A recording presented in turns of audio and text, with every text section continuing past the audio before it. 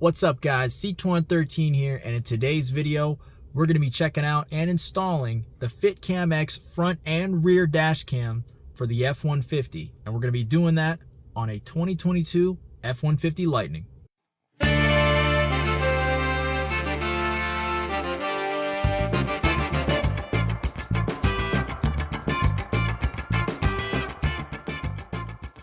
Alright guys, so what we got here is the FitCam HD2.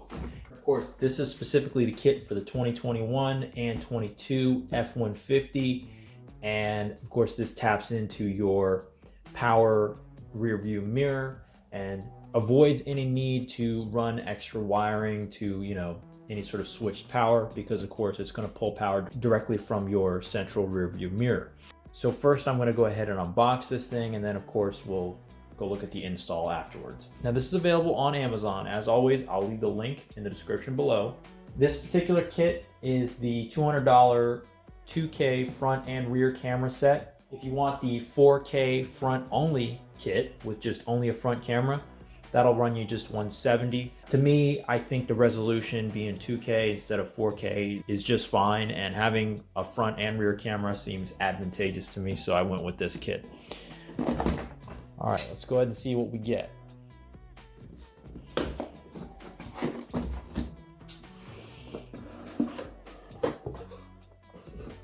All right, so it's separated into two separate boxes. You've got the dash cam section right here.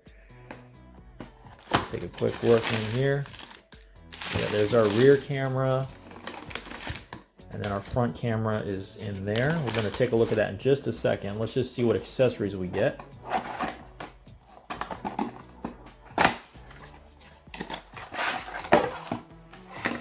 So I'm guessing we have a micro SD card reader. We've got a little combination Phillips and Torx Allen key style tool along with a screw. We've got a little plastic spudger tool, and then we've got a harness, which I'm assuming will come off of. So this harness is probably the one that taps into your mirror harness. And then of course you've got two ends here. I'm not sure actually, because you've got to run, I'm definitely assuming this goes to the rear camera. So we'll figure that out later. And let's take a look. So that definitely is the rear camera. As you can see, we can look at that connector. So let's go ahead and look at the cameras. Here's your rear camera. You got some 3M adhesive. There's your rear camera. This is adjustable. Nice. Okay, it's got a ratcheting mechanism built in. And that's definitely for the rear camera. Power and data. You can see 4 pins in there. So let's look at that front camera now.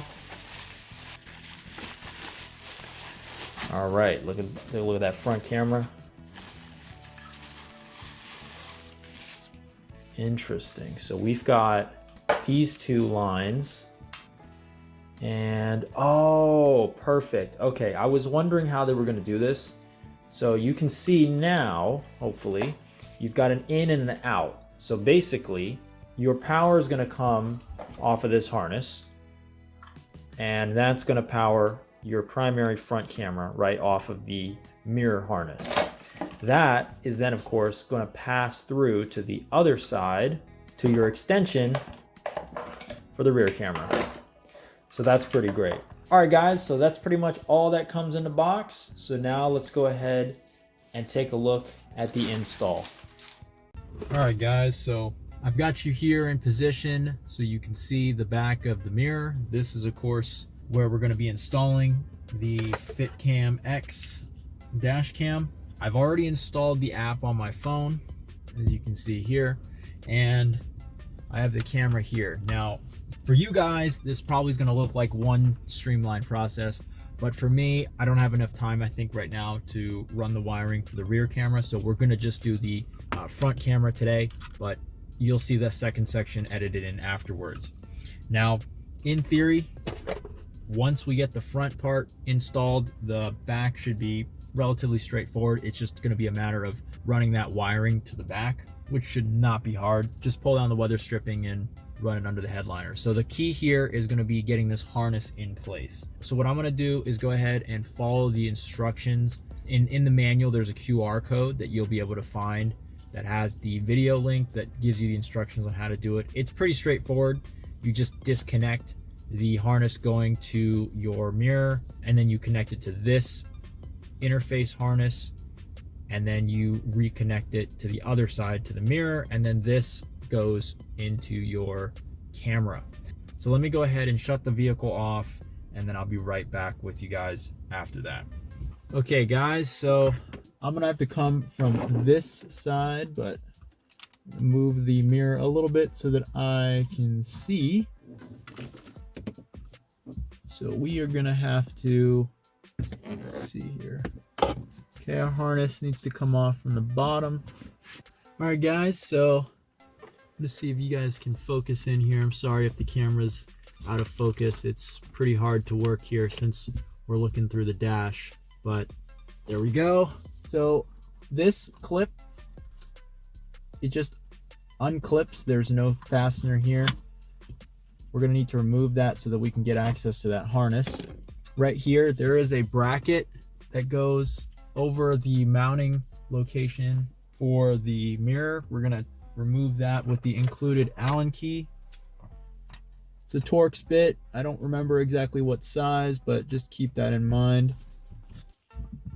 This would obviously go faster if you have a dedicated driver, so feel free to use that. Obviously, do not use power tools when you're doing the reinstallation.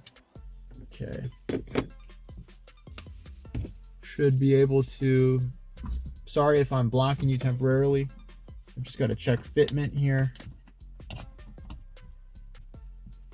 So as you can see, that is where our bracket is going to go. So I'm just checking fitment here to make sure it will all fit. It seems like it does. The kit comes with a longer screw, so that's what we're going to be using. We're going to go ahead and install the bracket, line up the hole, thread in our longer screw. Again, make sure we get the threads on right, and just screw that in. Okay, that's nice and snug. Now we need to address the harness. So disconnect the harness from the back of the mirror,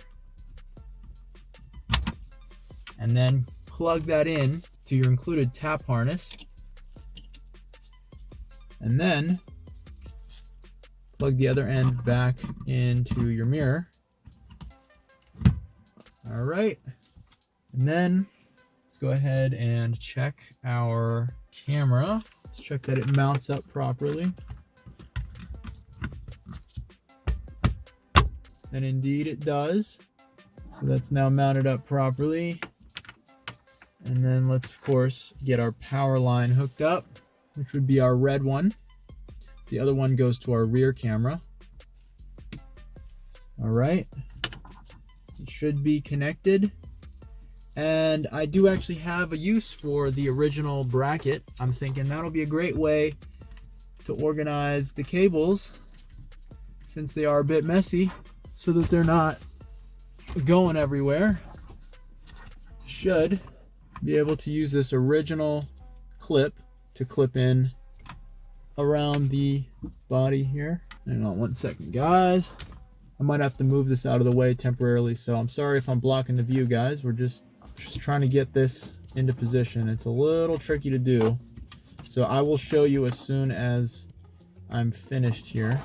All right, guys, so I don't know if you can see, but I've got everything well organized here. I know it's a bit hard to see because of the lighting situation. Let me see if I can pull my flashlight out. Maybe that'll help. So I've got it organized as best I can. It looks kind of messy. You have to remember, of course, this is behind the mirror, so no one's going to see this.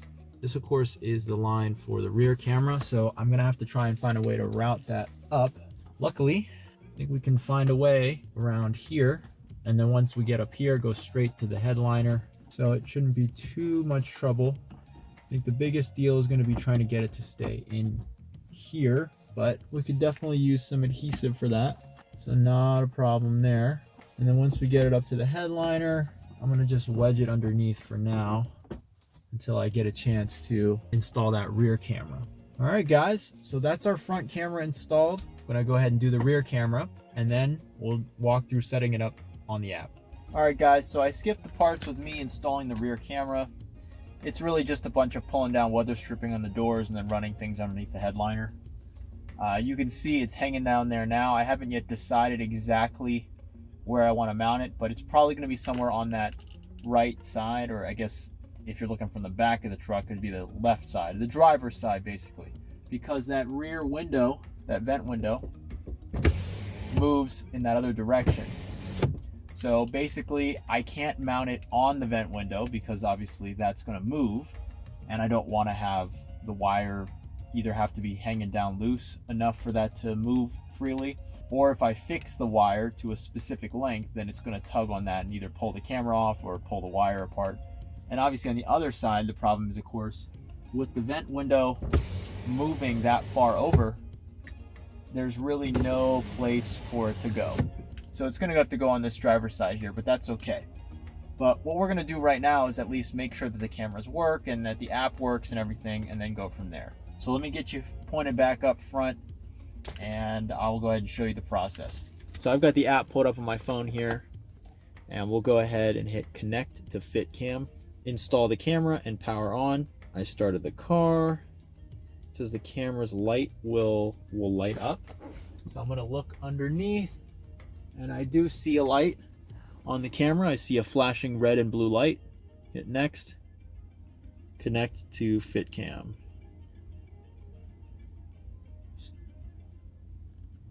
Let's take a look. I don't see any FitCam. I don't see the FitCam showing up.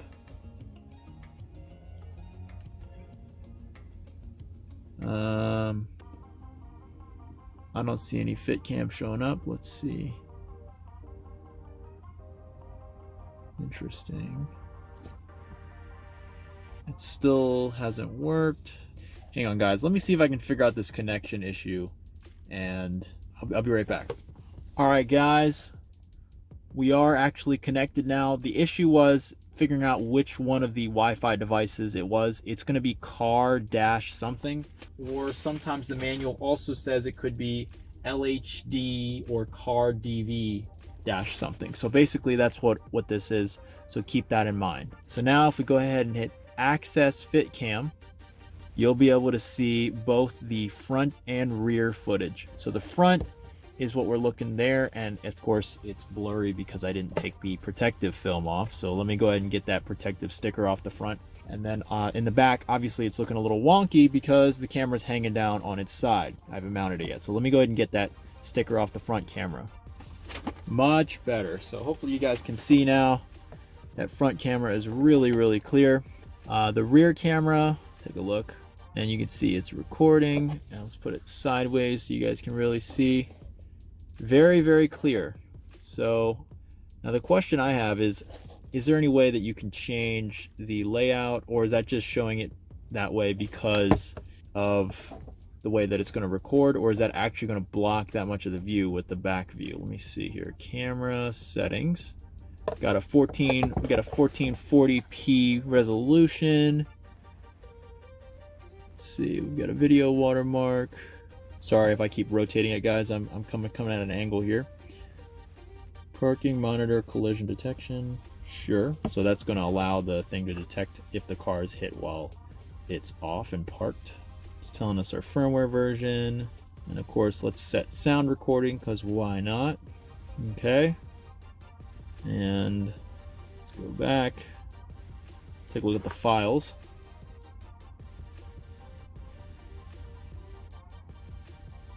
I see. So this is pretty cool. The thing that we were seeing before with the overlay of the rear camera, that's just the way the app displays the video, but there are actually two video files. So that's something I just wanted to be clear about. All right, guys. So I'm gonna go ahead and figure out the best view for the rear camera, and then I'll come back and give you guys the wrap up. All right, guys. So I've got this thing installed in the back, and hopefully you guys can see that is the rear view. That is the front view, and that is the combination view. So again, so far I'm pretty impressed with this system, considering the price and just how plug and play it is. There was no running a trigger wire, there was no wiring direct from the fuse box or a switch 12-volt source or anything like that. This is all just integrated, which is really, really great. So again, if you guys are interested in checking it out, I'll leave the link in the description below. So if you like this video, be sure to give me a like. If you have any questions, comments, or your own experiences with the FitCamX Dashcam, definitely leave that in the comments below. And as always, if you want to see more, including a future long-term review on the FitCamX and my experience in the 2022 F150 Lightning, definitely don't forget to get subscribed.